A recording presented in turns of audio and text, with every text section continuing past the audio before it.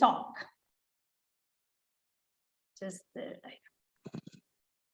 I'm Ileana Boneto. I'm the Language Center Coordinator at UNBIME, National University of Villa Mercedes in San Luis, Argentina. This event is part of a research project from our university, which is about English language teaching in virtual settings. So, before we start, we'd like to thank the authorities that are present today, our Dean, David Rivarola, our Sub-Dean, Graciela Balanza, that helped us to make this event possible. And now, we'd like to invite our Dean to say hello to this beautiful audience.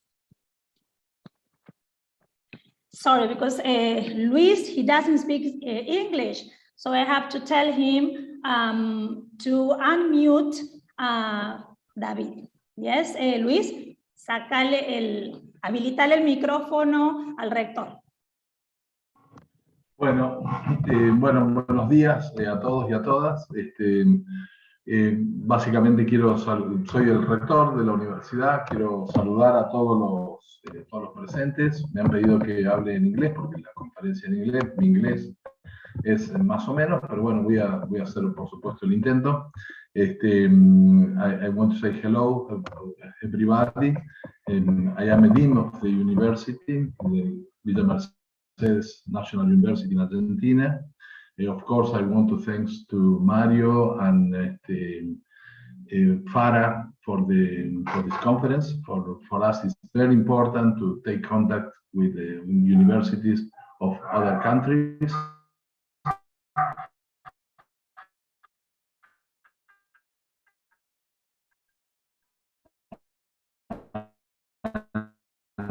And of course, I want to thanks and send congratulations to Ileana and her team of the group of English team in the language team in the University of Villa Mercedes. And of course, I hope that you enjoyed, everybody of us enjoyed this conference. Thank you very much. Okay, thank you very much. So let's continue. Today, we are pleased to welcome Dr. Mario Moya from the University of East London in the United Kingdom and Farah Chowdhury from Saudi Arabia. Let me introduce them. Dr. Mario Moya is a course convener of the Master in English Language Teaching and Master in Education at the School of Education and Communities, University of East London in the United Kingdom.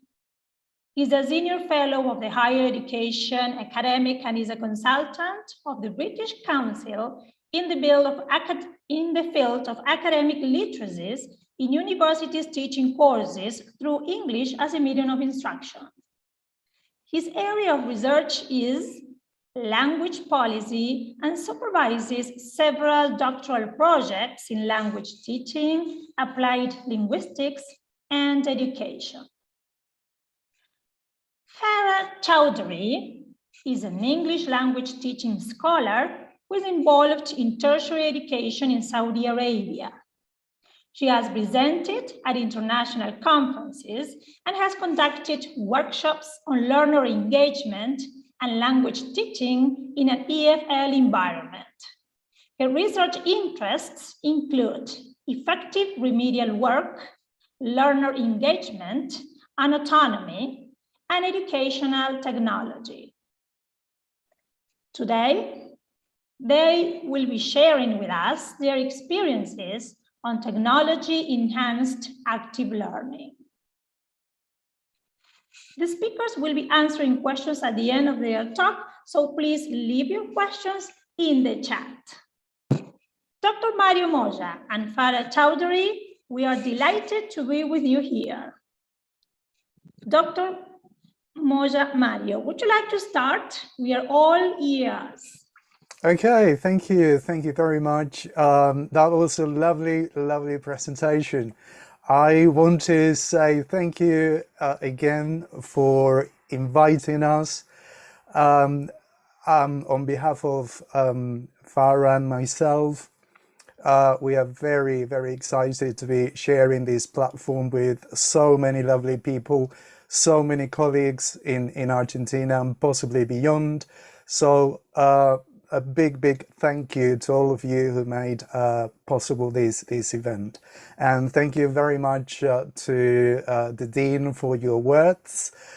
We're going to ensure that this event is positive for everybody.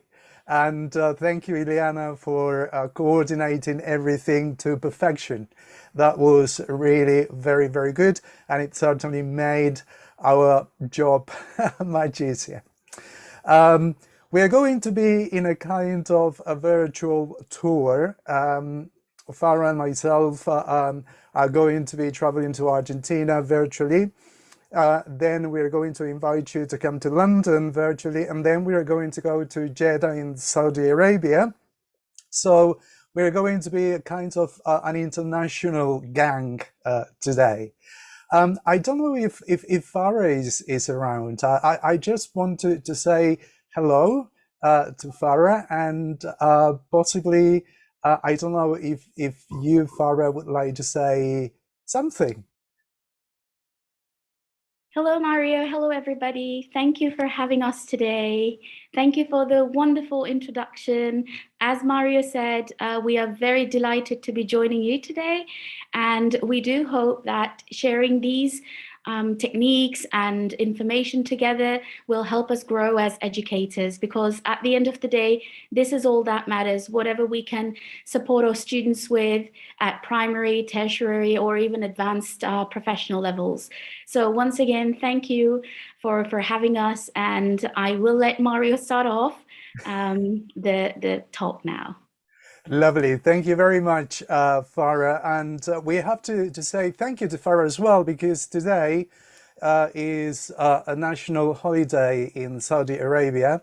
So we are in a way interrupting the rest of Farah's work.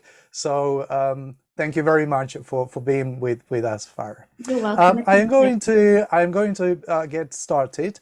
One of the things that possibly I need to share with you all is the following. Please feel free to ask questions, because it's not us doing all the talking. We are only here to share our experiences, and I believe that you have loads and loads of experiences. And I completely understand that if you don't feel possibly confident to unmute yourself, use the chat box, because that's the way in which we're going to enrich ourselves. So for the next possibly hour and 15 minutes, it's going to be a kind of talking aloud, reflecting, thinking ahead about where we are at the moment in terms of technology, after a very, very long, I would say, period of learning by trial and error, possibly, but things that certainly we have to talk about. So I am going to very quickly share my screen. If you allow me one moment, I am going to do this. And I go to my slideshow so that we can do it from there.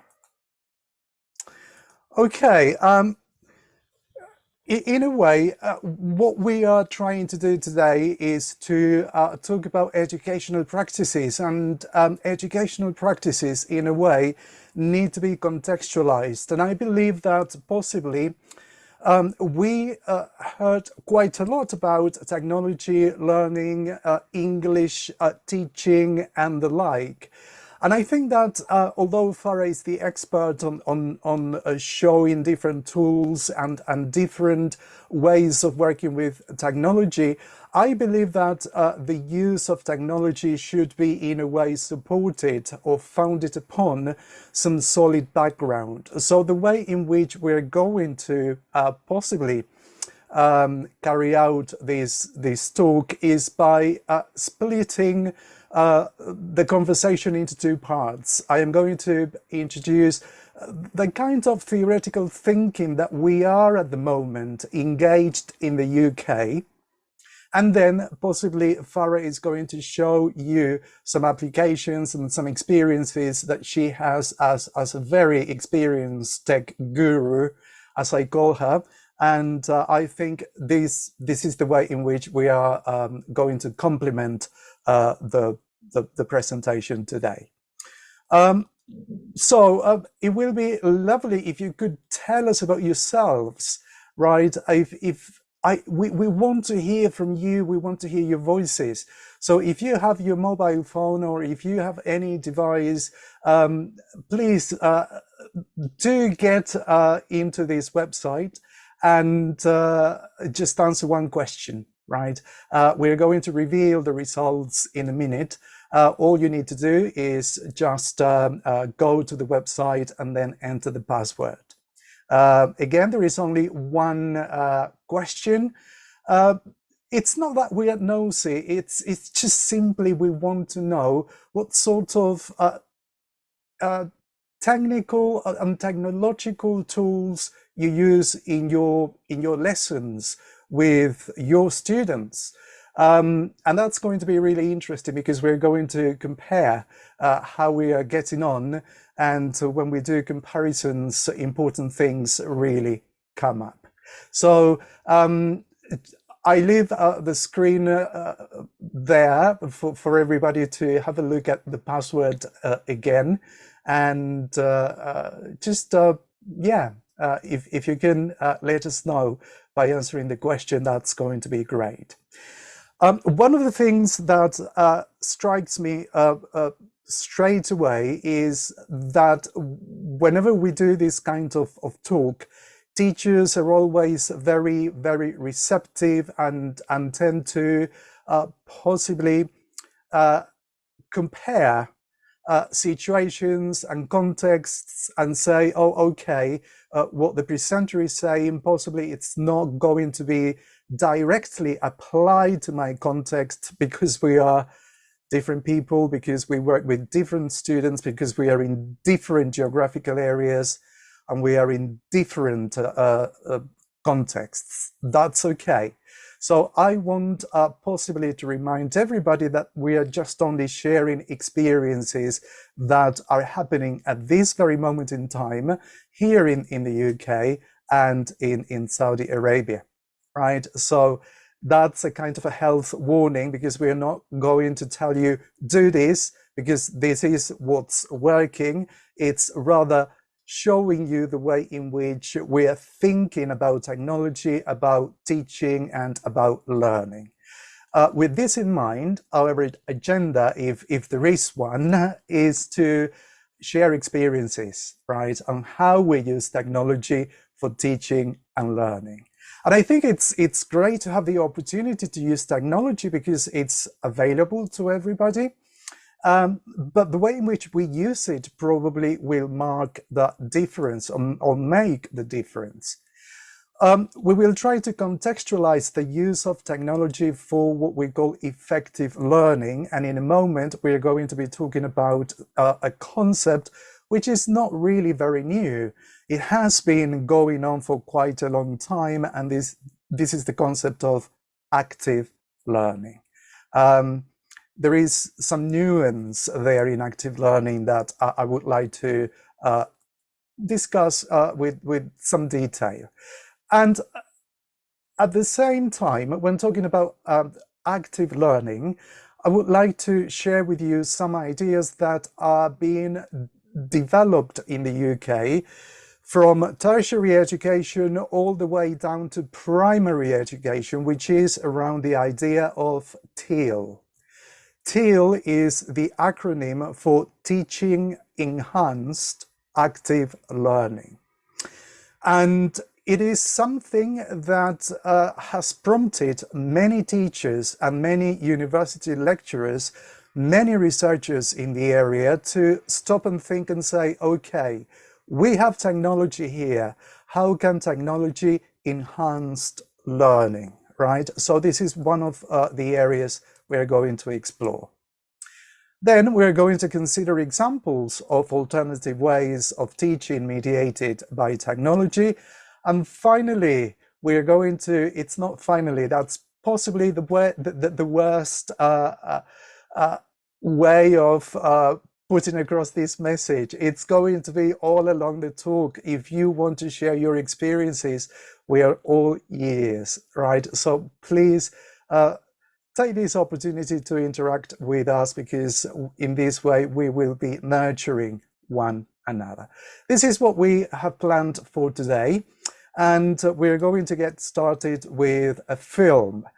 I don't know if you watched this film. It's a documentary. It's called The Mountain, right? And it is produced by an Australian film company, and it's a very thrilling kind of documentary that recounts the experiences of a mountaineer, a climber, who gets stuck in a mountain groove and remains there for about 2 days, for almost a week, surviving only sort of hanging from a rope. Now, I always try to find a kind of analogies with the ideas that I am going to develop.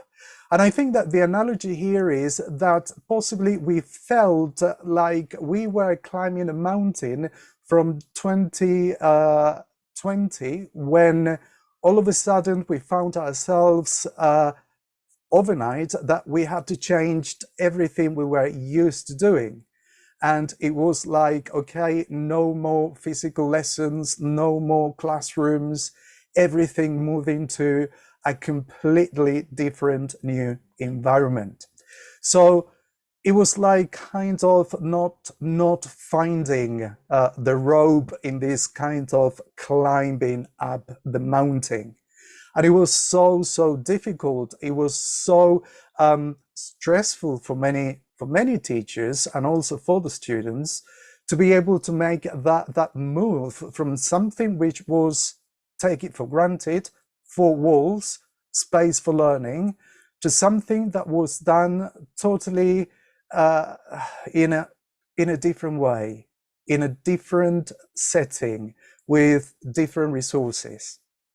So I don't know how you felt about that, but in my case, for example, I felt a little bit like, okay, where shall I go? What shall I do? What resources shall I use? There were so many questions and so much uncertainty that it felt like I was climbing up the mountain in a very hazardous way.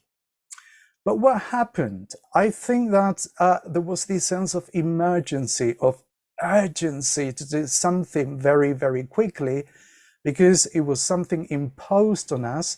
We had to comply with the system. We have to keep the education going, and we have to keep learning going, even when the students were not engaging. I don't know how you navigated this particular period of time, but certainly it was one of emergency. Not emergency in the sense of health, which certainly it was, but emergency in the sense of what can I do in order to get by, right? So that is the sense of emergency. Then we sort of got to the top. We found our ground, solid ground, and we were sort of, okay, feeling a little bit comfortable because we acquired new skills, we acquired new knowledge, we acquired a set of wonderful competencies. But all of a sudden, we started to emerge. We started to come out of that period of uncertainty in a kind of a new fashion. And this is interesting, from emergency to emergence. And look at the similarities of the words. Emergency denotes something completely negative, whereas emergence implies something positive, something that is achieved, something that is in a way rewarded. But what happens? Well, now we are in the process of climbing down the mountain, right? We're climbing down the mountain. And I think when talking to colleagues in many different parts of the world, it seems that this process of going down to what we call normality is as difficult as it was the process of going up to the mountaintop. But I think there is something good about this. We gain a lot of experience. We gained a lot of, I would say, resources that possibly made us more resilient and made us more creative as teachers. But there are new challenges, and possibly, I don't know how you feel about this, but the biggest challenge for me is to grab my students' attention and motivation. Why? Because after spending almost 2 years working in isolation, possibly behind the camera when they didn't want to turn their cameras off to participate in a lesson, all of a sudden I need to re-engage with those students, to re-socialize them and make them feel that they are part of this community again. And what happens? It happens, which is an absolutely normal process. We have loads of problems of behavior because the students are not paying attention, because the students' attention span has reduced considerably, because of socialization skills. There are quite a lot of new challenges, in this climbing down the mountain. So I think that the question is, okay, with all this scenario, where are we? Are we still climbing down, or have we already reached the ground? This is a question which is kind of a rhetorical one, and in a way summarizes my own personal narrative, my own experience during these 2 years.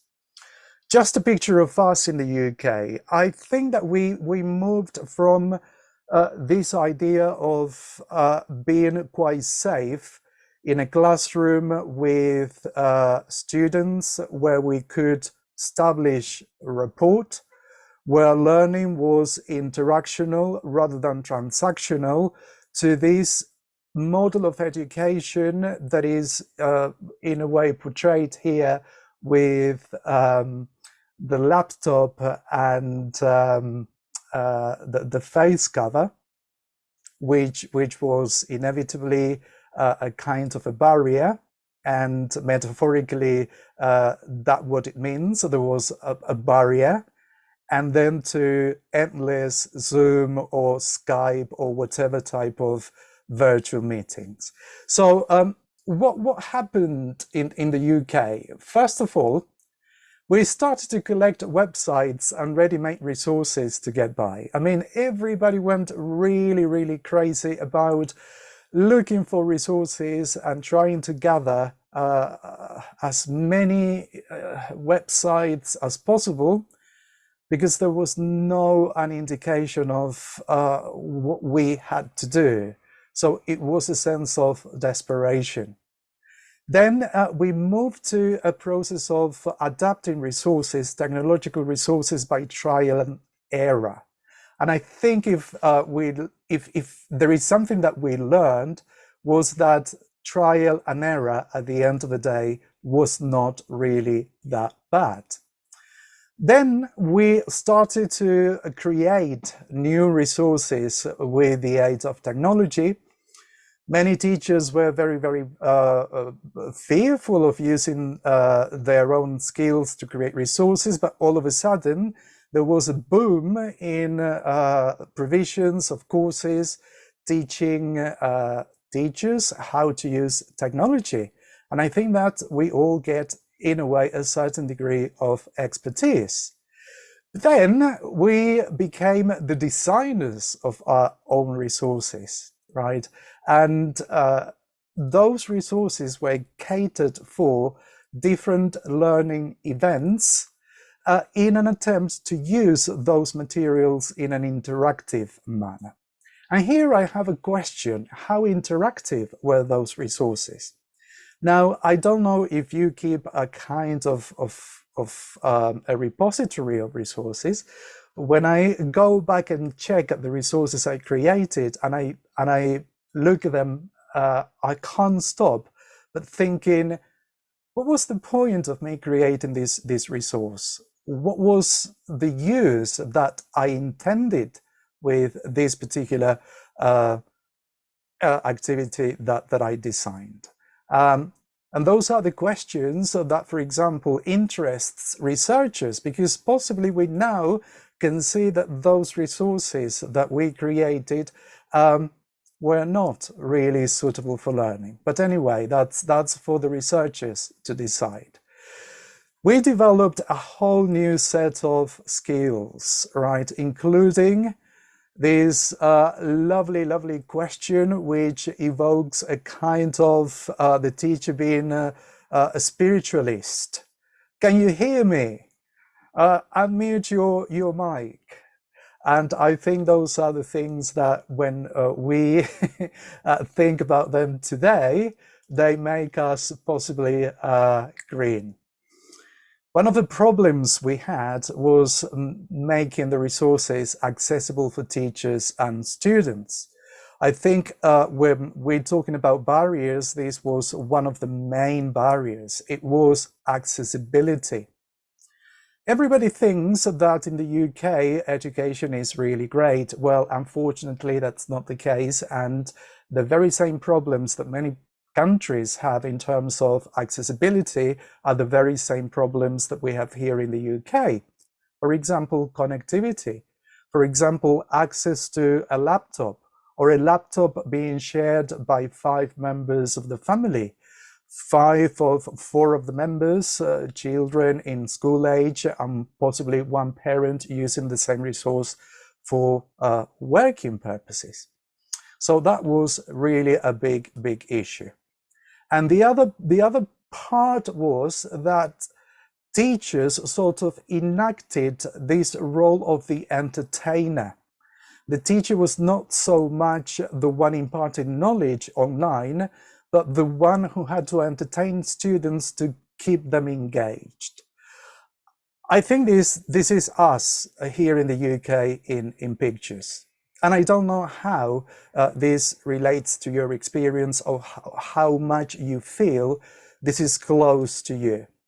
But certainly for us, this was the way. Now, having taken the experience that I described to you into account, there is a new paradigm that we are moving forward. And people are still trying to figure out what are the main features of this new paradigm. Why? Because we moved from embodied learning.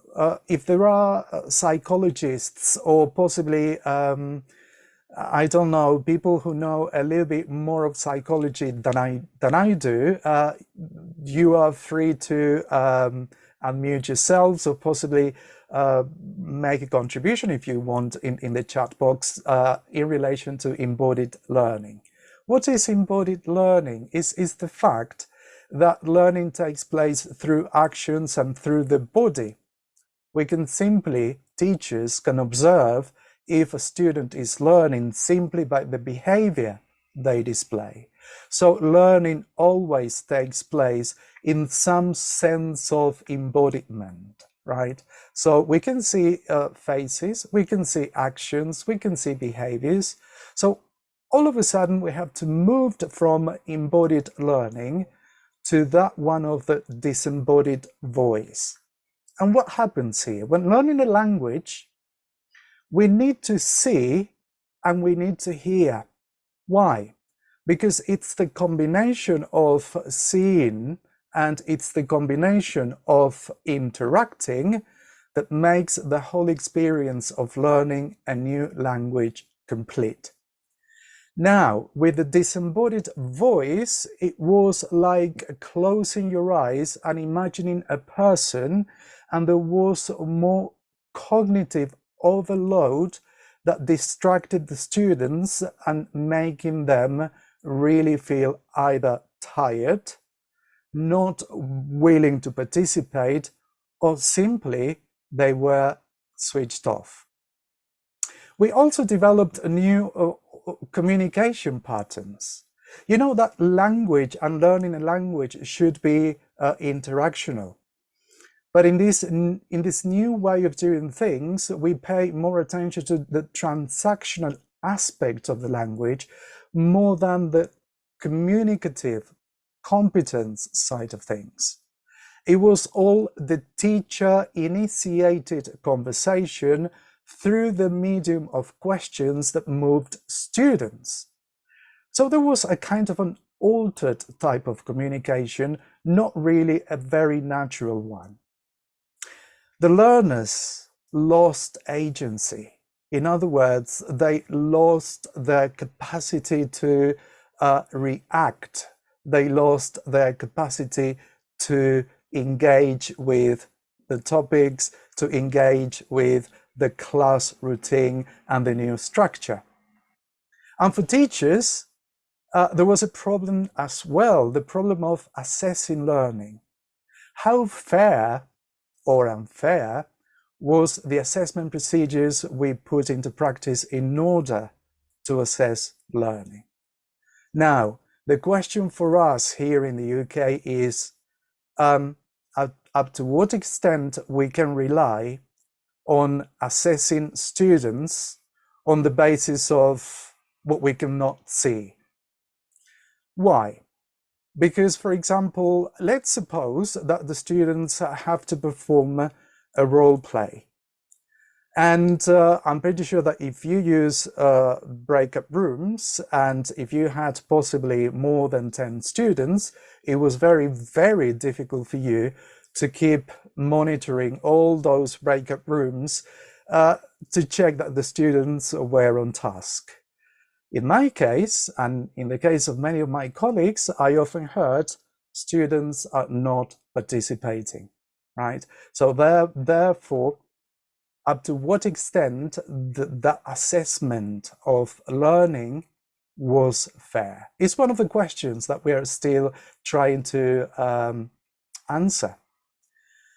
The practice, the teaching practice moved from, let's say, communicative based to one of resource based. And what do we mean by resource based practice? It was just trying to find the appropriate resource, exploiting the resource in an attempt to gain the students' attention. And we know that that's not really learning. We know that there is more to that. I think that during this time, this idea of gamification took force. Gamification in education is not a new concept. It started back in 1998 with the first sort of attempts at engaging students, especially in the early years, and then it took off all the way up to university. Today, we know that gamification in education is probably one of the most important areas of exploration in order to increase student engagement. One of the good things that happened to us was that during this time of crisis, this time of emergency, we established a kind of a support network with other teachers. And I think that also changed the routine, because we teachers are kind of isolated creatures by nature. We tend to work in our own space. We are possibly our own silos. And we were all of a sudden coming together in different networks in order to, well, share ideas, share different types of resources, surviving in a way. And we managed to create this lovely, lovely community of practice that was never seen before. And I think if there is something positive about the pandemic, was the idea that for the first time in a long tradition, teachers came together and opened their doors to other teachers. And that was really very, very interesting. I don't know if this resonates with you, but the idea of community of practice was pretty much of a safety net as well, because we were able to talk about our feelings. One of the topics that we're going to discuss in a minute. So here is a penny for thought. I'm going to ask you to think about these three questions. Now, for a moment, focus on your feelings and emotions, right? And you're going to possibly ask, why is he asking me to focus on my feelings and emotions when this talk is about technology? There is a point to that. If you can just think about these three questions, how did you feel back then during the emergency phase? When you were told by your school head teacher, by your university dean, okay, from tomorrow, from next week, you are going to be doing what you normally do, but online. How did you feel about that? Now, how do you feel now in this emerging phase? How do you see yourself emerging? And what has changed for you? Either for the better or possibly for the worse, right? And if you sort of share your views in the chat, that's going to be really, really great. We're going to come back to these questions in a minute because they got a point, right? I'm not going to try and see if I can look at the chat in a minute, but please do keep your contributions coming. One of the things that we are developing now from the point of view of collaboration with different kind of levels in education, from the nursery schools to university courses, is this framework, the new paradigm that we called technology-enhanced active learning. So what do we mean by that? Isn't it an oxymoron? Because if we are learning, it means that we are active. If we are learning something, it means that our senses are engaged, our own ideas are probably playing a part in creating new knowledge. So by nature, we can say that any type of learning is active. Well, not quite so according to this new paradigm. Why? Because we believe now, after all the experience that we have gone through since 2020 up to now, that learning, in order to be effective, needs to be experiential. What do we mean by this? We mean that we need to take into consideration the experiences and the lives events of our students. For example, when talking to a secondary school teacher, they were telling me that the first unit in the syllabus was talking about my family, right? And it was really very difficult for this particular person to teach that topic, because she knew that in that particular group of teenagers, we're talking about 13, 14 years old pupils, there were loads of family losses. So possibly that unit, the very first unit of that syllabus and that book, My Family, needed to be scrapped, needed to be removed, and needed to be possibly replaced by something that was relevant to the students. Why? Because talking about the family, when you know that you have lost a member of your family because of the pandemic, was not really conducive to active learning. It was actually a hindering tool, I would say. We also need to take into consideration that learning is unique in the sense that we know that every single individual in the room has their unique style of learning.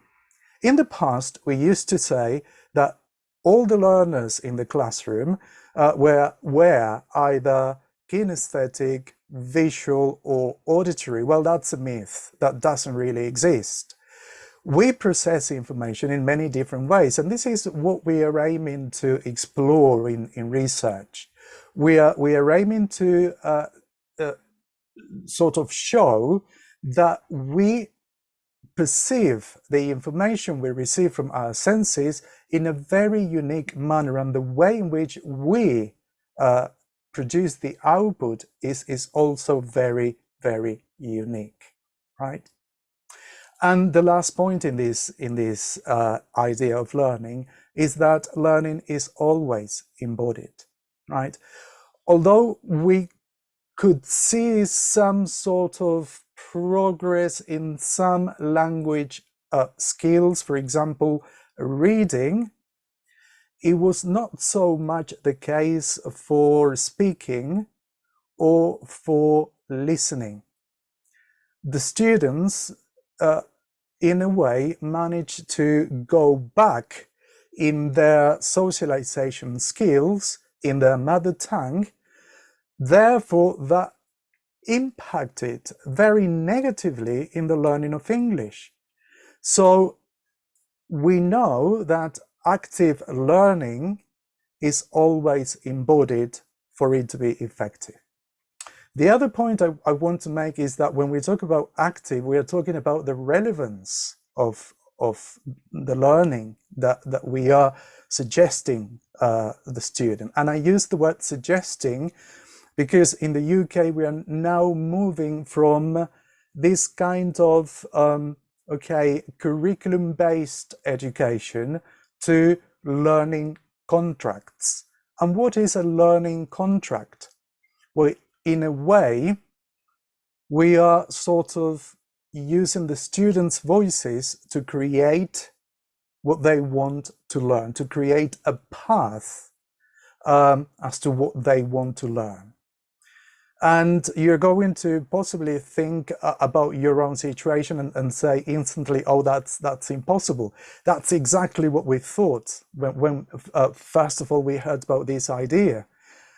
Engaging the students in learning contracts so that learning is relevant. The way in which we did it was to, for example, use the first week in a term, and during those sessions that we had with them was just to engage them in this idea of collaborative partners. What do you want to learn? Why do you want to learn this particular topic? And what would you like to do further? Those were the three main sort of points that help us to reorganize the way in which we are teaching now. The second point that we had to take into consideration was, or is, neurodiversity.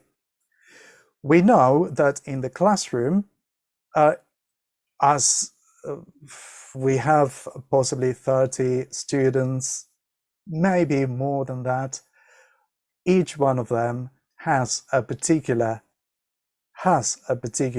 learning need. It doesn't mean that they have a kind of need that requires intervention. It means that we all need a particular type of support when we are learning something. Now, what happens with technology? So we have to bear in mind the fact that, well, for some children or for some university students, Staring at a screen for about, I don't know, hour and a half was too much. Doing the same kind of activities was not suitable for learning. It resulted, or it backfired in a way. So considering neurodiversity was something very, very important for us. And the other point when talking about the active part of learning is the fact that learning is always socially constructed, right? It is impossible for us to create or recreate the atmosphere of the classroom through the atmosphere of the virtual environment, but because there is always some element missing, right? And it's that element of chatting, is the element of possibly establishing rapport with the students, is the element of the students interacting among themselves. So that kind of connection was necessary to consider for us. We are moving to this technology enhanced mode of doing things, with the idea that mobile technology is there to support us. In the past, before 2021 and possibly all the years before that, the teacher or the university lecturer in this case was the person who always told the students, you can use your devices now if you want to use your mobile phones to take a picture of this or to do something with this. Otherwise, all mobile devices were sort of banned from the classroom. Now we are seeing that the students, because of their own experience of being stuck to the devices, they need the devices and might not use the devices in the classroom. So we are making use of the mobile technology because we believe that it is necessary, right? And it is necessary in the sense that it is supporting what we're trying to do. Just to give you an example, it was a kind of a very advanced English language course that I observed quite recently, and the topic of the lesson was sexism in society. And all of a sudden, the teacher came up with a very, very good idea. She said to the students, okay, using your mobile phones, check this song by an artist and tell me where you can find in the lyrics words connected to sexism. And that was a wonderful way of using mobile technology, the mobile phones, in order to create awareness or preempt the vocabulary that the students were going to use in the lesson. So in this sense, we can say that when using technology with that intention, it is actually fit for purpose. If it is not fit for purpose, I think it is a waste of time. So this is what's going on in the United Kingdom at the moment. We are in the process of revisiting the curriculum at all levels, right? As I said at the beginning, from nursery up to tertiary education, with the idea that climbing down the mountain is an experience that is making us realize of the new challenges we have ahead of us. And with this change in mind, with this change of doing things differently, the idea is that, well, things have changed, things are not the same. And if we use technology in the past, shall we stop using it now? It's one of the questions that possibly is good for us to keep asking ourselves. And the last point I wanted to mention here is that technology-enhanced active learning is meant to be relational. And I will leave 3 dots, dot here, because I will come back to this idea in a minute. I asked you about these 3 questions. Thank you very much to the people who contributed their thoughts, anxious and wondering if I'd be able to cope with technology and fulfill expectations with our students. Fulfilling expectations, such a triggering sense of many different emotions. When we came back to normality, we realized reality had definitely changed. Thank you very much. There is a question by Annabella. How do you manage cell phones use in the classroom? That's a very good question, which I am going to answer in a moment. You know that in France, the president of France, by decree, established that mobile phones were not to be used at all, right? And it's a very funny story, because teachers cannot enhance that policy of, well, students not using their mobile phones. They still use it. But I will come back to that question again.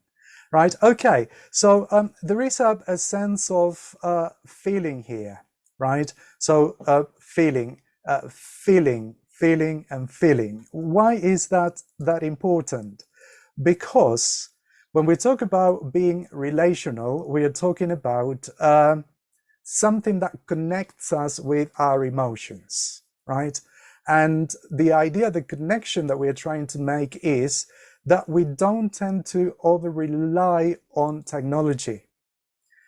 Why? Because the over-reliance on technology prompts students to shut down again, become isolated again, and be completely focused on, oh, okay, I have there's something very nice here that I need to complete. It's full of color and movement, and therefore I'm going to switch my attention onto doing this particular task with my computer, my device, with my phone, right?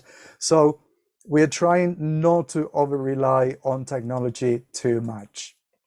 Now, we believe that for effective teaching and learning to take place, especially English, we need this kind of interactivity. We need the loop. We need the feedback.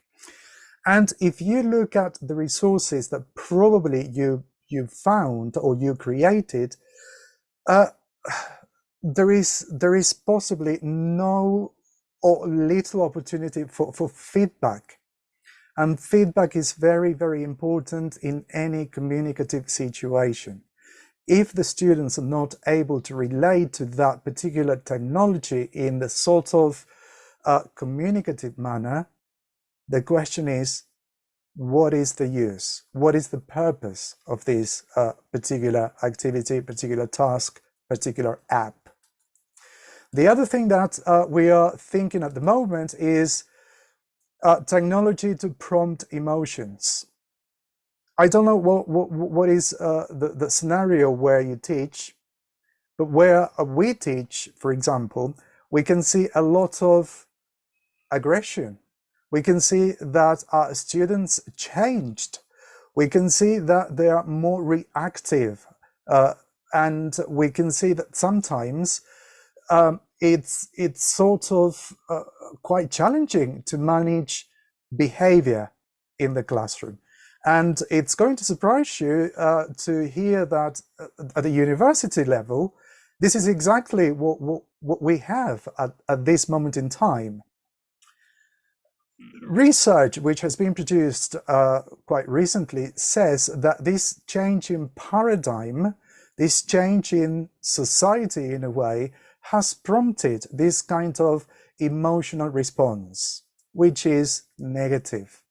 Now, we need to revert those kinds of negative emotions and try to use technology to prompt different kinds of emotions and feelings. Now, just to make clear this distinction between emotions and feelings, emotion is something that possibly triggers our memory, and then a feeling is something that we express, we can see, we can sort of show. A very good way of using technology to, I don't know, mobilize students in a way is to create awareness. For example, one of my trainee students was teaching a class, and they were talking about athletes and sports, a lovely topic that most of her students really love. And obviously she presented some very famous people on the board, and everybody were engaged talking about them. They knew about Messi, they knew about, I don't know, great athletes. They knew it all. But all of a sudden in the presentation, she saw a pair of legs, and immediately she flipped those pair of legs to a prosthetic leg. And the children all of a sudden were sort of shocked for a minute. And the conversation that was all about, oh, I like this particular person because he is very good at, or I would like to be that person, the sense of shocking their kind of perception of the world sort of change the atmosphere, and that kind of activity is just an example of the way in which technology can, in a way, prompt those emotions that sometimes we need to try to adapt in order to create a positive climate for learning. We know that all of this comes from neuroscience, and if there was a buzzword during these 2-3 years, it was neuroscience, as if neuroscience was the basis of everything. Well, I have to be very cautious about this and say that be very careful about neuroscience, right? Because neuroscience and classroom practice with technology sometimes don't really match. So when you hear or when you come across somebody saying, oh, this is supported by neuroscience, take it with a pinch of salt. We believe that technology should be used to connect us, right? Technology should be used to connect us rather than to, in a way, immerse ourselves in ourselves. We don't want that to happen. And in order for that to be enacted, we need to create the conditions for subconscious learning. What do we mean by subconscious learning?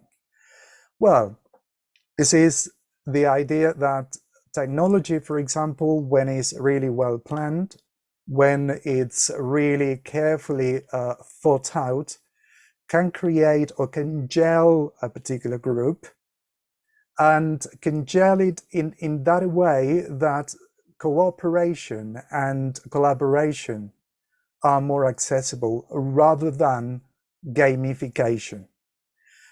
I know that most of you possibly are very fond of games, and in ELT we use games all the time, but we decided not to use games at all during this new phase. Why? Because we don't want to create competition, we want to create collaboration. And I think that the way in which collaboration is created is all about the experience of belonging, is about the experience of identity and feeling part of a group, developing links with other people rather than competing against one another. So, all in all, what we are trying to do here is to look at the idea of well-being. Now, we are climbing down the mountain of COVID. And I think if there is something new that this new paradigm of technology-enhanced active learning is giving us, is the idea that in order for all this to happen, we teachers and the students need to feel safe, need to feel good about themselves. And I don't know if you ever heard the phrase that you cannot make any other people feel good if you're not feeling good inside. Well, that goes for teachers, right? And I think that your students can pick up very quickly about your emotions the moment they see you. Your students can read you inside out just simply by looking at your face, the way in which you portray to them. And sometimes having a conversation with colleagues, especially, they say to me, I really hate it on Sunday evenings when I've got the Sunday blues, because I keep thinking about the group that I am going to be teaching on Monday, first period in the morning. It is a group that I don't really like. Well, with this idea of well-being, mental well-being, we are trying to address that kind of anxiety and stress that climbing up that mountain produced in all of us. And here is where possibly loads of you have considerable experience in the social and emotional aspects of learning.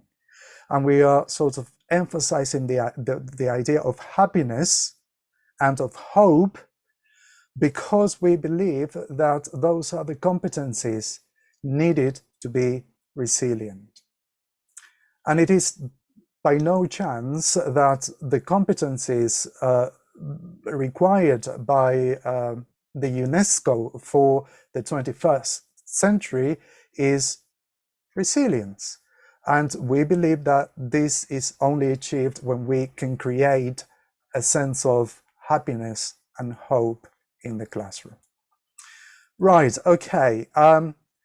Penny for thought, another one, and another moment for thinking. Possibly you heard about this approach called the flipped classroom. It would be really interesting to know about your experiences. If you tried it, how did it go? What you used? It will be lovely to hear some experiences, or possibly read some of your experiences, because it's what I'm going to be talking in a moment. So if you feel brave enough either to exercise your fingers and type up a contribution, that's great. If you want to unmute yourself, you can do that in a moment. So do you have any experiences of the flipped classroom approach? How does it work for you? Do you see any advantages or limitations? Those are the two questions for thinking. Now, what is the way forward for us here in the UK? Now, working for the British Council, I think that the most important message that I try to convey when working with different universities, especially in Central Europe, is the fact that when we are climbing down the mountain, we need to strengthen the resocialization process. You are going to notice that relationships among children, among teachers, among parents are difficult. I don't know if this is the case in Argentina, but here in the UK, gosh, it is difficult.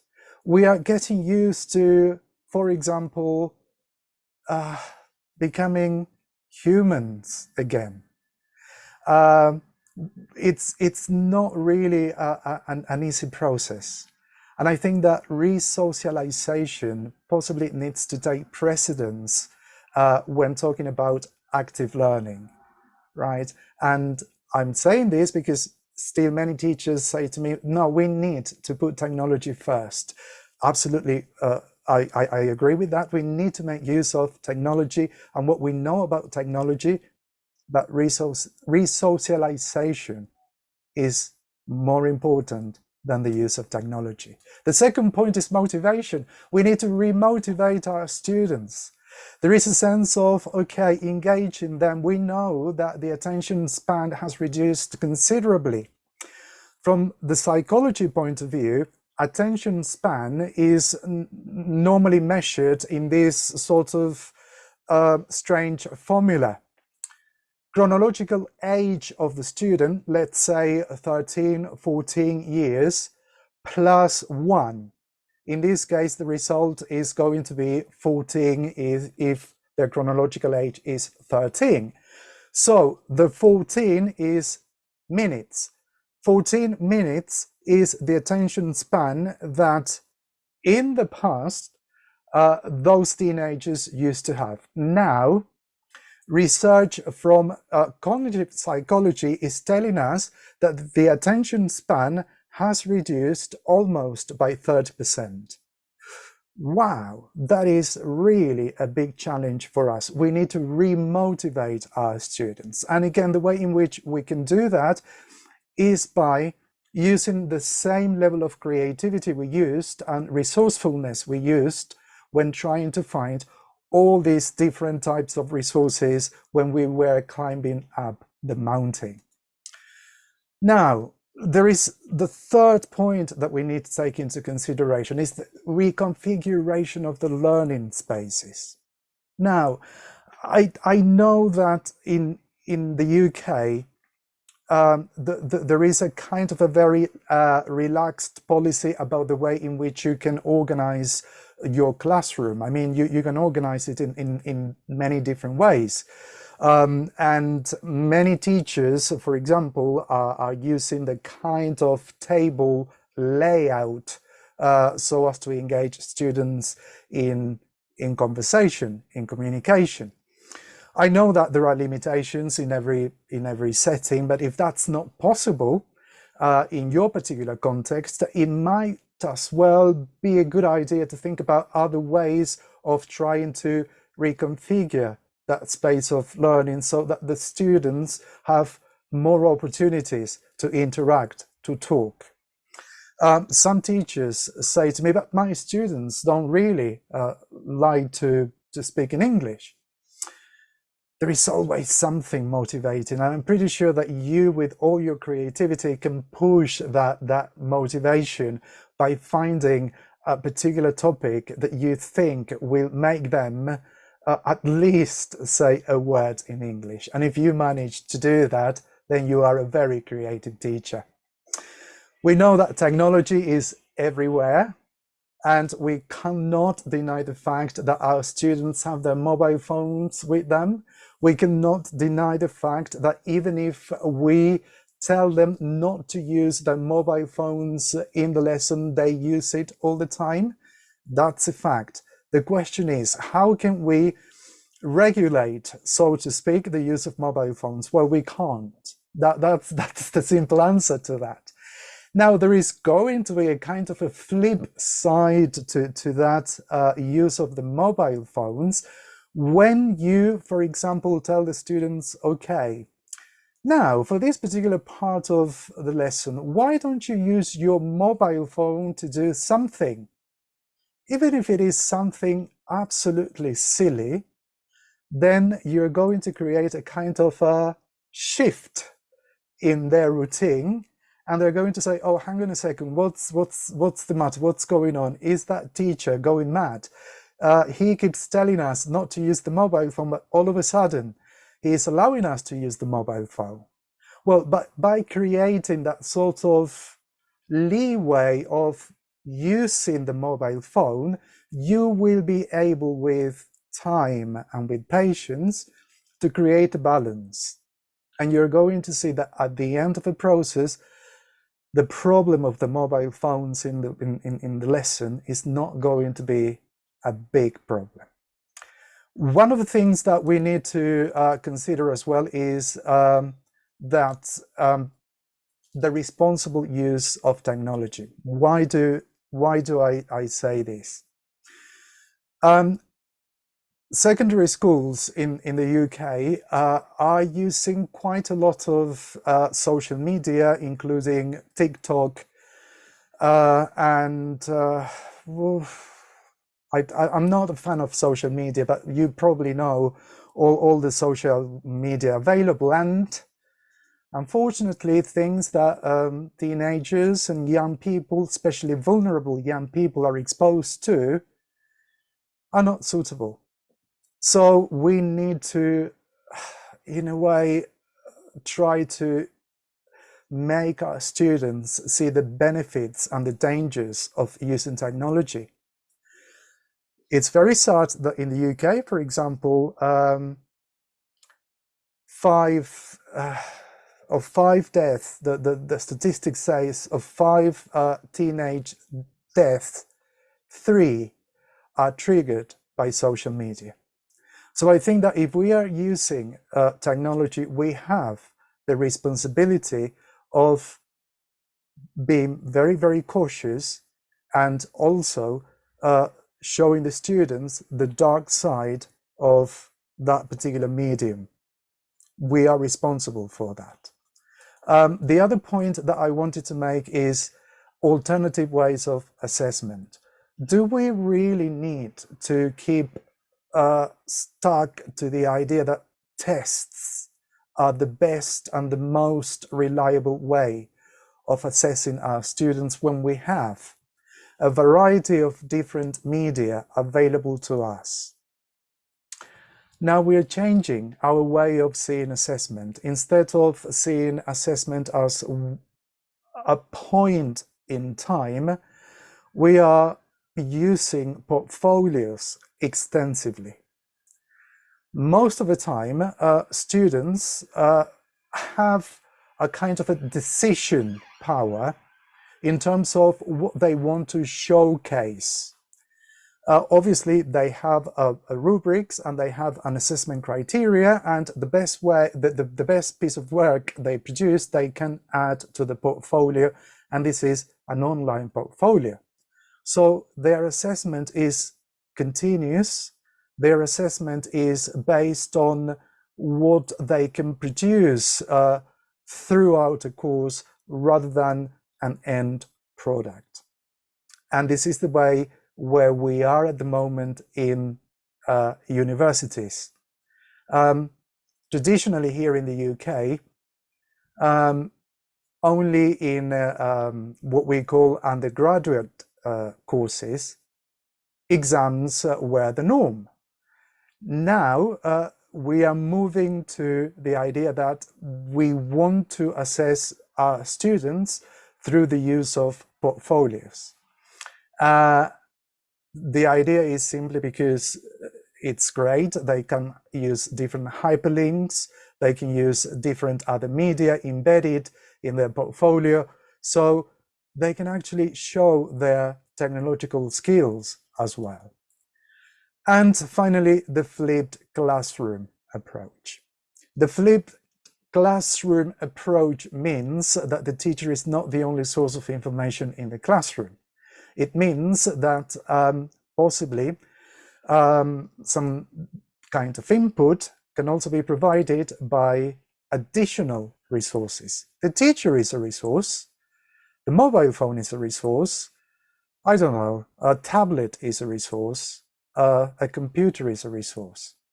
Then why not use those resources in order to complement our practice, in order to complement our lessons, in order to, in a way, take a back seat and look at the students engaging with technology in the classroom so as to make the experience of learning more exciting. This is the idea very quickly about the flipped classroom approach, which follows this idea that learning is socially constructed. I think there is only one more thing for me to emphasize here, and the focus on well-being. right? The focus on the emotional and the mental well-being should be a priority. And one of the I would say the development, but it's not quite a development because it's embedded in all of what we do here in the UK, is the mental well-being competence. The mental well-being competence. What does it mean? It means that we are embedding in what we teach strategies for the students, first, to identify how they feel. Secondly, to act on what they feel. And thirdly, to develop their emotional intelligence so that they can cope. They can cope with material losses, with family losses, and with different kinds of negative situations as they are climbing down the mountain. Right, okay, so one of the things that in my university of East London, we are using at the moment are these six different media platforms. Possibly you know them, and I am going to just very briefly mention that we use Telegram, for example, for students to summarize a kind of, I would say, an essay. We will ask them to share a kind of an abstract through Telegram, and then they're going to send that particular kind of abstract to the members of the group, and that idea generates the discussion that is going to take place the following lesson. We use TikTok, but the way in which we use TikTok is regulated by certain rules that we created at the beginning of the year in this learning contract. So we are going to suggest some particular profiles on TikTok for the students to follow, and we are going to tell them the reason why we have selected what we have selected and the purpose. We will ask students to do some sort of projects using TikTok and another media, and unfortunately I don't have the time to show you some examples, but the creativity they put into these projects are really, really wonderful. One of the things for us lecturers that we found really useful is this social platform called Book Creator.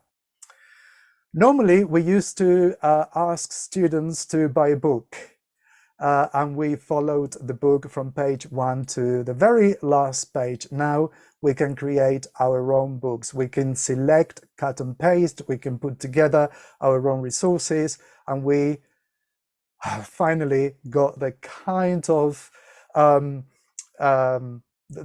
of ownership of all the material that we want the students to engage with. I don't know if you heard about the Neopod platform. The Neopod platform combines everything. Is a space for formative assessment, is a space for creating different kinds of activities, which, although not interactive, it allows the students to move from different kinds of skills, and it's really very, very good for, I don't know, creating stories, for asking students to, well, publish something online, and is sort of engaging students into doing something. I'm pretty sure that you know about Socrative, and I don't know if Farah is going to touch upon this, but if she is, sorry, I'm just mentioning Socrative here as just an example. And Flipgrid. Flipgrid is fantastic for us because with Flipgrid, we can create a series of different stacked up video clips with the students can sort of engage with. and it's really very good for us to provide feedback. We noticed that the reading time that the students spent has also decreased. So what we're trying is to compensate. We give them written feedback, but at the same time, we give them formative feedback in using Flipgrid. Why? Because we don't want that disembodied voice to carry on.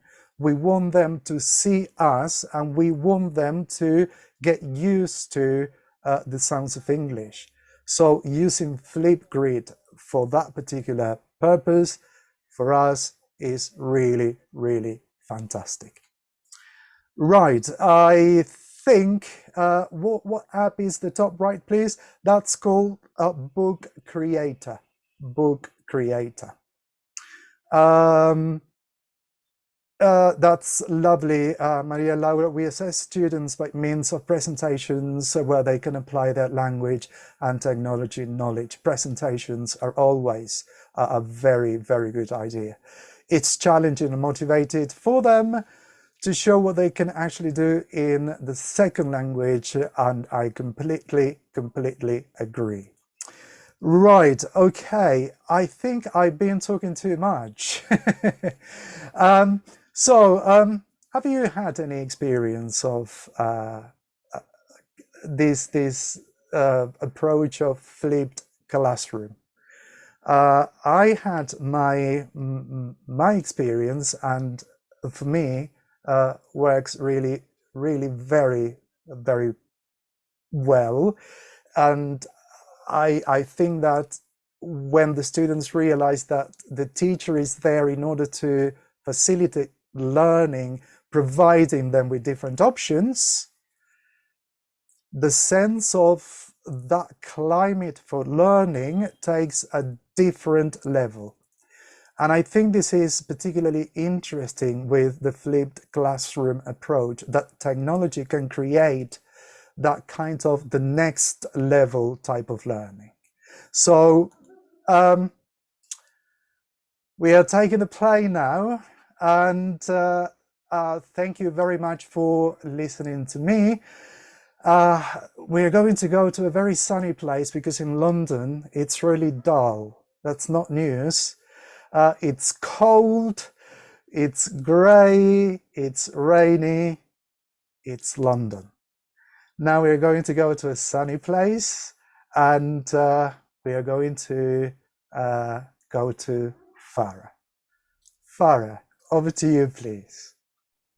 Thank you very much, Mario. That was very insightful, and I could relate to a lot of different things that you shared with us today, as I'm sure as the other colleagues with us today.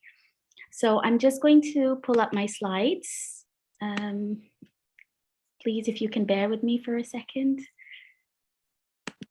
Okay. All right. I hope it is now visible.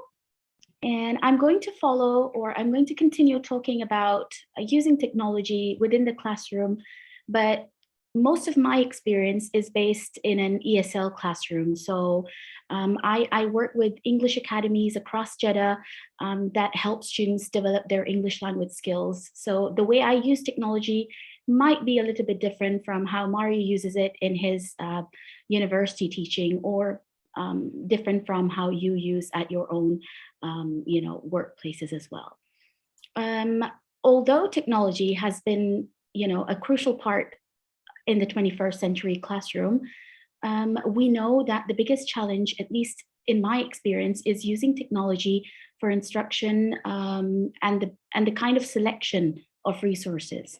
So the integration into lessons of technology is also a challenge, but I suppose, as Mario said earlier as well, that using the right selection of resources is also very essential. The initial response to the shift in 2020, I think Mario covered that pretty much. So I'm just going to kind of revisit those points. And as most of you did share your opinion as well in the comment box, that it was overwhelming. So it's safe to say that teachers and even students at at that point in time were overwhelmed by the sudden and disruptive shift to remote learning. In most cases, limited experience in using technology was one of the biggest reasons. And also with almost no clear direction of expectations, that kind of also contributed to emotional exhaustion. But of course, as time went on from 2020, we started working with technology in a different way. We had different experiences in different parts of the world, our reflective response. So what did we think, or how did we think we grew by including all of those new experiences into our lives and our teaching experiences? In all honesty, the transformation required a lot of energy and a lot of time, because we did not have a lot of resources prepared in advance when the shift suddenly took place. So what we would normally write on a whiteboard in a general or a traditional classroom setting, we just couldn't do that on a digital whiteboard, because we had to prepare slides in advance in order to make sure everything was very easy to read, and we did not take up a lot of time in writing notes while using technology. So one of the biggest challenges that I initially faced was time management. But as time went on, I could see that it was an opportunity for growth. So all the hours that were spent into creating lesson slides and interactive activities, they were actually engaging, and they were useful in promoting student learning, not only in online remote classes, but as several months passed by, we could use the same resources with a little bit of changes according to the kind of students we were addressing in our future classes. But we could actually really use the same material again, at least in my ESL case, because we do tend to do a lot of grammatical instruction, like teach them how to use the right grammar, what grammar looks like, even when it comes to vocabulary. So it did not require a lot of changes, but it was useful to keep a record, or to keep like them on slides, or keep them on a digital drive, so we can always go back and use what we have already produced. And of course, now that was back in 2020. So how does it help us now? We can still, as I have mentioned, that we can still use them in face-to-face classes, and it does help us to make those classes more performant. But the lesson material, of course, has to be revisited and made sure that we are in connection to what we are doing at the moment in classes. Some general guidelines for teaching are, of course, I can't stress this enough. I can't stress this enough because certain resources related to technology, we need to make sure that we are using the right selection of resources. Okay, we have a wide range of resources and it's a great advantage, but resources effectively being used is equally important. Selecting these resources, I think it can come through experience. It is always a good idea to be prepared beforehand, that you know exactly how you're going to be using this digital tool in your classes, in your lesson instruction, so that we can eliminate any surprises. And I think us struggling in class in front of the students, trying to figure out what button to press, I think that's not a nice sight. So it's always a good idea to be well prepared. Of course, some of these other guidelines that we're going to cover now are quite evident, but I think they can be overseen in a digital classroom because, like Mario said, sometimes the students feel they cannot engage through the camera or through the microphone system. So whatever they might feel, they may not be at ease sharing any problems that they might be facing while going through your, lesson slides and resources. So using clear fonts, the style, size, color, I know we've got lovely styles of font available, but I think the standard style where the writing is quite clear, and the students, especially in ESL, sometimes they do not have good exposure to let's say a cursive handwriting. So I think standard font styles, a suitable size, not too big, not too small, and consistent size is essential. In terms of color, I think contrasting colors, so a light background with darker fonts so that it's easy for students to read what is up on the slides. Grading your language. Now, this is something which is very important in ESL classrooms. Grading your language is when you simplify what you're trying to address or what you're trying to convey to the students. So speaking in a way where you can use simpler grammatical language or the kind of vocabulary that you're trying to use in order to deliver your lessons.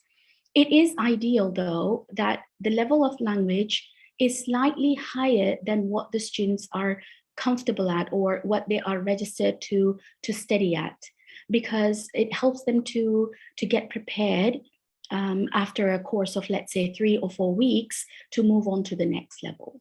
So it's a way of helping them develop their language skills a little bit faster, I suppose. It is also very important to me personally that I encourage questions, and I'm sure most of the teachers do agree with that. But again, time is of the essence. So sometimes we are limited in that resource. But of course, encourage questions.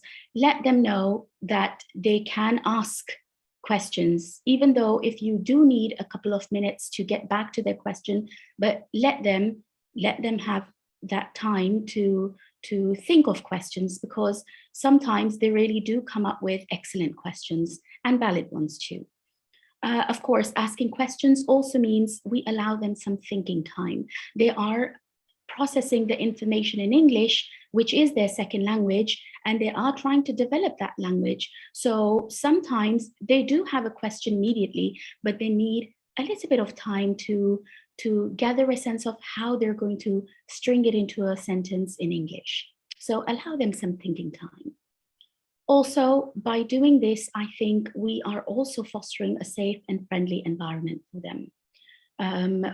This is essential because in my experience, well, especially in the experience of teaching girls, because we do have segregated classes in Saudi Arabia.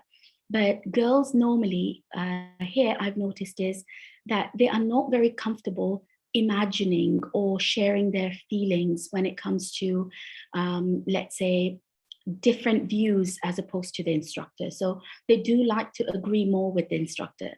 But if you give them that chance, I mean, as a teacher in Saudi Arabia, if we give them a chance to convey what they are trying to say, I think you will find out that students really do have a lot to say. So to give them that safe space and a friendly environment is essential, and it is very, very important for their growth. Now, I would like to, share some digital tools and resources that have been helpful for me in my ESL classrooms. So we can divide these learning activities into in-class or live practices, 2 broad categories, and also the self-paced activities. So, I mean, different resources for the different targets that we have for that lesson. In my experience, live practice was effective through games. I know it does promote, a lot of competition as well, but sometimes through games, they can laugh it off as well. So it does encourage them in a way to not be too transfixed onto getting the first position or the second position. It does help them to see where they are as compared to their classmates. Okay, I think the first one, and I think this has been very helpful in ESL teaching, is Kahoot. I think by now, most of us agree this is not a secret anymore. So we have had some chance to work with Kahoot. I believe it is a very flexible tool which can be used in a wide variety of situations. So it could be used in primary education, in ESL education. I think it can also be used in university level classrooms as well, to reinforce ideas or to further understanding. However, there are some,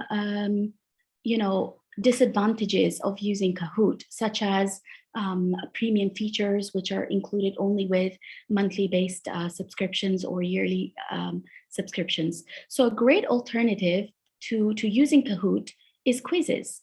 I'm not sure if a lot of you are familiar with this website, but it's a great way to use, just like Kahoot. But the best part about using quizzes is that instead of the 10 student accountability or the 10 student limit in Kahoot free, we can actually use 100 students in quizzes on a free account. So that's wonderful, because we do normally have 20 plus student classes in Saudi Arabia.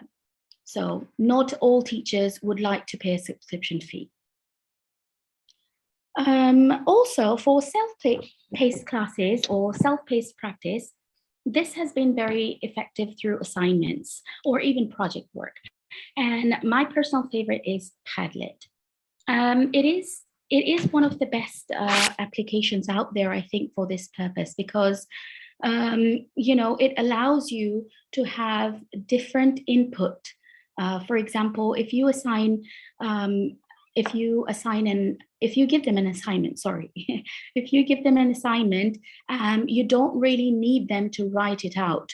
You can use voice recording, you can use, PowerPoints, you can ask them to upload pictures to show understanding. And I think that's a great way in ESL, because students, even though they're in the same classroom, they are at different developmental stages. So a student, for example, who can write perfectly complete sentences, we might have another student who has the same level of understanding, but they do struggle with writing.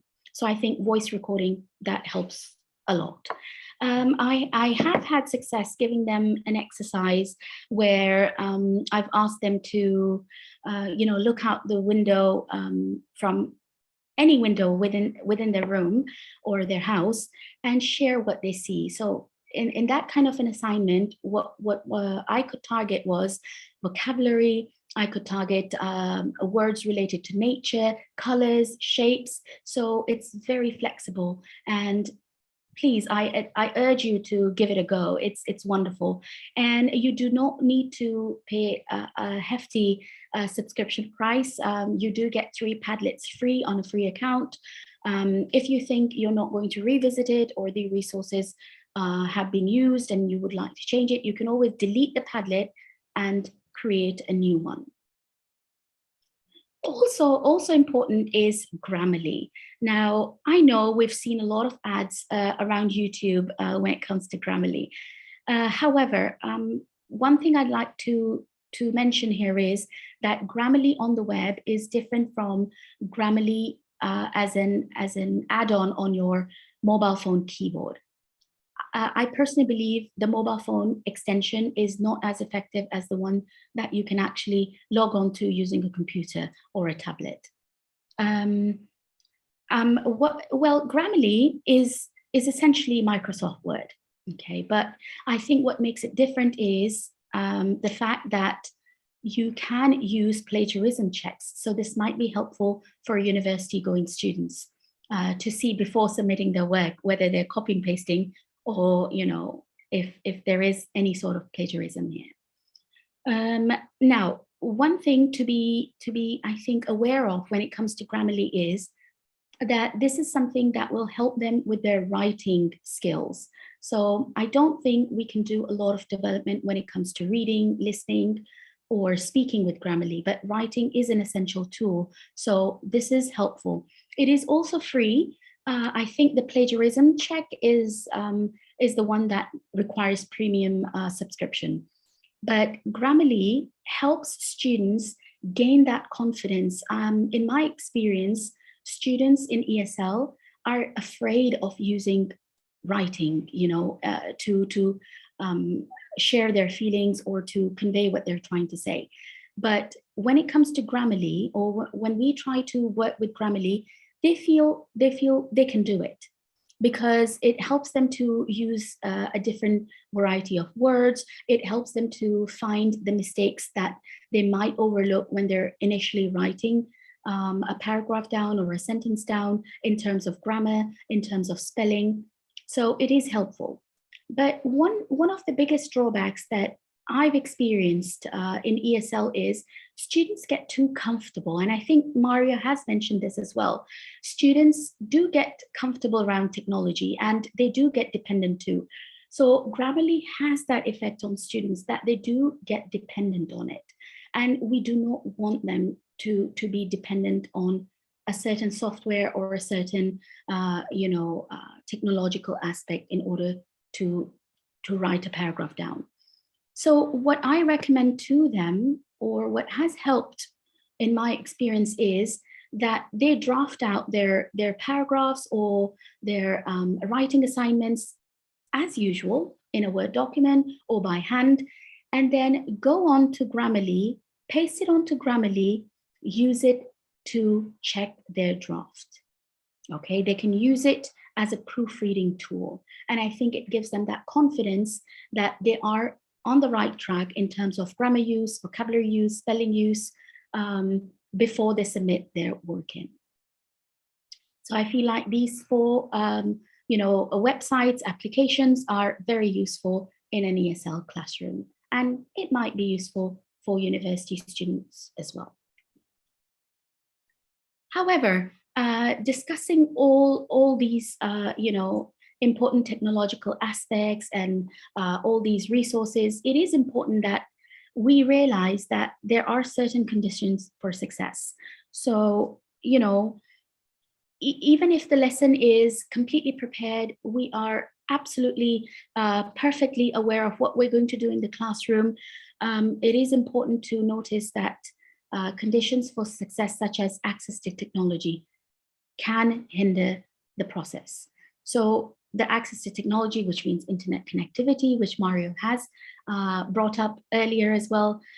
Also sharing of resources, which means sharing of laptops or iPads. This is remote classrooms, but within a classroom as well, sometimes you have younger students who are 13, 14, teenagers. They're not allowed to carry a cell phone to classes from home. So when it comes to using technology in a classroom, we need to be aware of these, these issues that can occur. Of course, a distraction-free environment. And I think we've had that question as well. How do we control the use of mobile phones? And in my experience, I have this agreement with the students that the first, we've got 2-hour classes, language classes. So the first, let's say, an hour and a half or an hour of class will focus on what we are going to work on in terms of grammar, vocabulary, the lesson material and the book. And then after that, I tend to give them a couple of minutes, 5 to 10 minutes of break, in which they're allowed to go to the toilets, have a drink of water, come back refreshed, just to get that action going on, because they've been sitting idle for quite some time. The second half of the class is when we go back to our mobile phones or tablets. So they know that in the beginning of the class, even though if they're trying to use their mobile phones, they're going to lose out on a lot of information which will not be covered again in the second half of the classroom. And it has helped me as a trainer to give them that, distraction-free environment. However, sometimes classes are different, and what works with one group does not necessarily mean it will work with the rest. Of course, effective and appropriate communication skills as a second language student, you know, we do face that a lot, but these are some things that will always cause some kind of issue, even if we are completely prepared. Learner engagement, this is when students maybe are focused on something out of their control. Perhaps there's something going on in their homes, something going on a personal front, and they are distracted, even if everything is according to what it should be in a good or in a perfectly engaged classroom. So these are certain things that can cause you know, some distraction in a classroom as well. Chunking lessons. This is one of the important things that I do want to cover today. It is when you have a lesson and you want to engage students through a 10 to 15 minute lesson chunk. I believe it's more effective than a 1 hour long session where there's a lot of teacher talk time and the students have, let's say, 1 or 2 questions only, but it's just they're just receiving information. And I think by chunking lessons in 10 to 15 minute chunks, it helps to give them a better idea of the grammatical concepts that we are trying to teach them in that day. So chunking lessons is important, and I feel like this is something that can help instructors, even myself, to stay on track. You know, sometimes we get carried away and we're just talking and talking. It helps us to keep us in check as well, not only students. We also have to try and recognize efforts. Of course, students or everybody for that matter learns at a different pace, and what a student might learn at the end of a 2-hour session would be different from another student who will retain information in a much different way. So recognition of effort, even if they're trying to be more confident, maybe they're trying to string sentences, maybe they're trying to just be confident and use language, whether it's accurate or not, I think requires a little bit of recognition because they are trying. And I think once they're comfortable, they will start to be more productive as well. And as Mario mentioned as well, emotional well-being. This is very important because these times are difficult, not only for us, but also for our students. And like we mentioned earlier as well, sometimes it's not the classroom, sometimes it's not the lesson, sometimes it's only what they are going through in their personal lives. So for them to feel at ease, at mental ease, at emotional ease, of course, you know, if they do come up to you and they do wish to share with you what is the problem, well, we try to be receptive to that. We try to, you know, be compassionate. And I think as teachers, this is just a friendly reminder. We do try our best to work on that. And I guess on that note, thank you. I would like to thank you all for today. Of course, we can keep on sharing a lot of different information and, you know, experiences, but this is all for today. And it helps to remember that we are trying to make a difference through our contributions. So it takes a big heart to shape young minds. We're doing a fantastic job. So I think we can give ourselves a pat on the back, you know, for trying and doing our best. Yeah. Thank you very much. We're happy to have or answer further questions. I can see there are a couple of, you know, chats. I haven't been able to get to them. Let's try and go through them. Mario, if there's anything you'd like to add here. Yes, it was a lovely conversation going on sideways. Not that we were not listening to you, Farah. We were, but at the same time we were multitasking, so to speak, because there was a lovely chain of different thoughts going on the chat box. And yes, we were just reflecting on how important it is for us to listen to the student's voice. Sometimes we believe that what we are teaching is absolutely what the students need or must learn. And now we are learning that possibly it's the other way around. We are in that position of, okay, let's open our ears and let's try to listen to what the students have to tell us. I think that was one of the points in the chat. The other one was, I think that the element of competition, and one of the comments was that yes, it can be productive to use competition as a sense of motivation, but we have to be sensitive that sometimes, for example, students with special educational needs may be at a disadvantage. So the million dollar question here is, how can we adapt, for example, an activity such as a game in order for it not to be so competitive? So I think that's one of the questions that come to mind. But those are the comments, just to summarize what was going on in the chat as you were presenting, Farah. Wonderful. So to get back to the question that you just brought up about how can it be more inclusive, in my experience as an ESL classroom teacher, we do have fast readers and slow readers. So when we use technology and we have questions written down, I generally don't read out the question for them because it's an opportunity for them to work on their reading skills. But because the students have a different level of reading skills and they do read at different rate, I try to increase the time limit. And that kind of helps in that case. Yes, absolutely. It's just in a way sort of differentiating activities according to, well, time, according to levels, and according to need. Lovely. I don't know if you can read this question in the chat, Farah. Did you have any chunks in your lesson? Do you have any specific chunks in your lesson?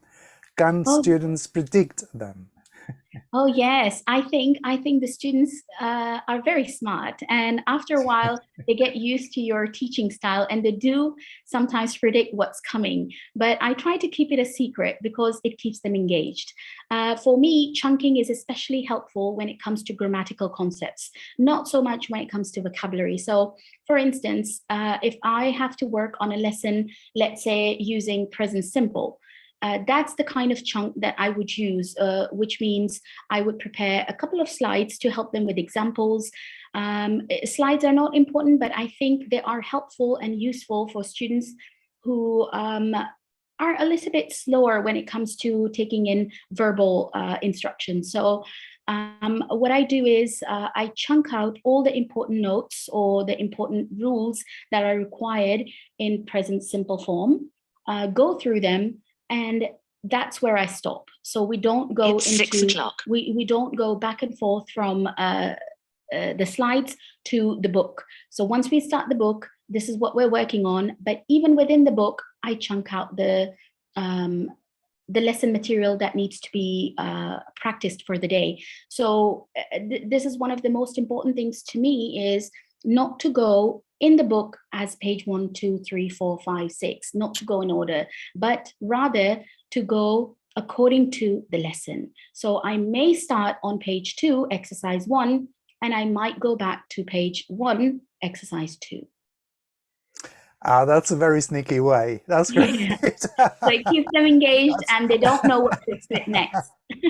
That's fantastic. The other example I was going to share with you, and with this, I think that we are on time because it's possibly lunchtime for you people. And for Farah, probably it's dinner time. I was going to say that the other way of chunking, for example, is just sort of planning, let's say 15 minutes of very intense kind of input, so that the students get the main vocabulary that they need to use, then do a kind of a transition session, 5 minutes of something completely different, then do something shorter, and then move on again to another 15 minutes of intense teaching. In that way, chunking the lesson will increase the student's ability to remain engaged and attentive, because you know distractions are natural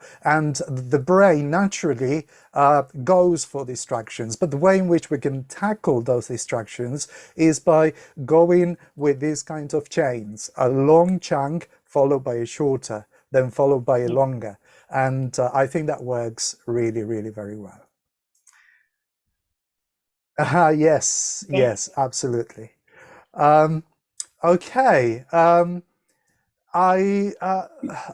want to thank everybody. Ileana, if you're around, we want to thank you for the invitation. It was a pleasure for us to be here with you today. It was lovely to meet you. So lovely to interact with you and to share our experiences. Yes, I don't know if you're around, Ileana. Yes, just I'm over here. to you. Yes, thank you very much for your wonderful presentation. Yes, we appreciate you sharing all these valuable experiences with us. Yes, thank you very much. And as a conclusion, I would like to say that technology is here to stay. I think that we have to work on pedagogy and feelings. And I think that we have to try to personalize our lessons. I think that this is just my personal opinion of this talk that I really liked, I enjoyed, and it was really inspiring. Yes, so thank you very much. And we're excited to meet you sometime again. And thank you to the audience. We really appreciate that you took the time to participate and share with us. So thank you very much to all the people here and the people from YouTube, yes? And Maria Laura says there is always a challenge for teachers. Yes, this is our job, yes. Okay, so thank you very much. I don't know if someone from the audience wants to say something else. Or we have lunch here in Argentina, as Mario said. Well, enjoy your lunch, and thank you very much, everyone. Father, thank you so much for being with us on this holiday for you. So we let you go with your life. Thank you very much. Thank you, everybody. All right. Thank you, Farah and Mario. Thank you very much. Thank you. Bye-bye then. Bye-bye. Bye.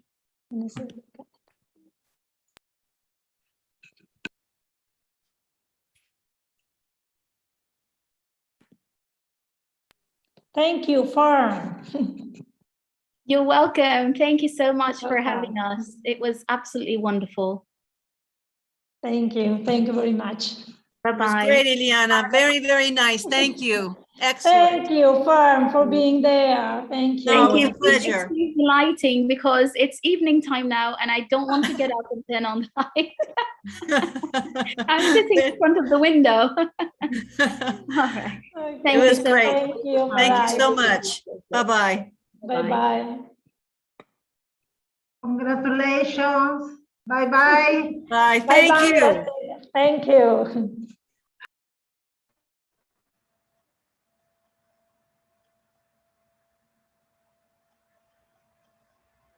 Nos salimos. Bye-bye, Lucre.